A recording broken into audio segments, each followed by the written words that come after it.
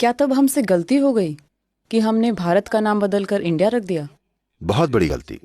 क्योंकि आपको ये बात समझनी होगी, जब भी कोई किसी देश पर कब्जा करता है, कोई भी आक्रमणकारी हो, जब वो किसी देश पर कब्जा जमाते हैं, सबसे पहली चीज वो क्या करते हैं, वो आपका नाम बदल देते हैं।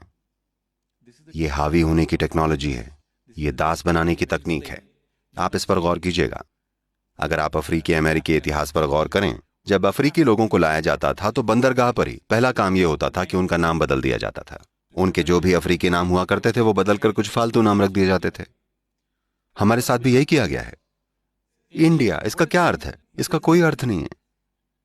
तो अगर मैं आपको एक अर्थहीन नाम दे दूं, तो आप मेरे सामने एक अर्थहीन बेवकूफ व्यक्ति बन जाएंगे, क्योंकि मेरे पास एक अर्थपूर्ण नाम है, मेरी एक परंपरा है, मेरी एक सभ्यता है। आपके पास कुछ नहीं है। तो इस तरह से हम इंडिया बन गए हैं।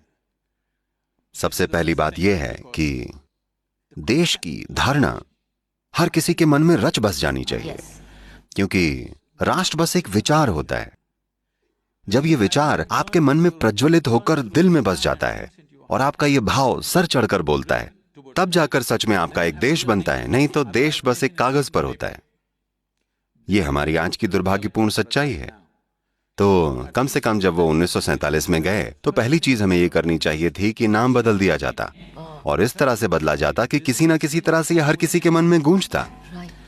अभी आप भारत के लिए एक अंग्रेजी नाम इस्तेमाल कर रहे हैं। मुझे लगता है कि मैं हमारे वर्तमान प्रधानमंत्री जी से एक निवेदन करना चाहूंगा कि हमें इस देश का नाम बदल के कुछ ऐसा रखना चाहिए कि ये सबके दिल में धड़के। वाह वाह वाह।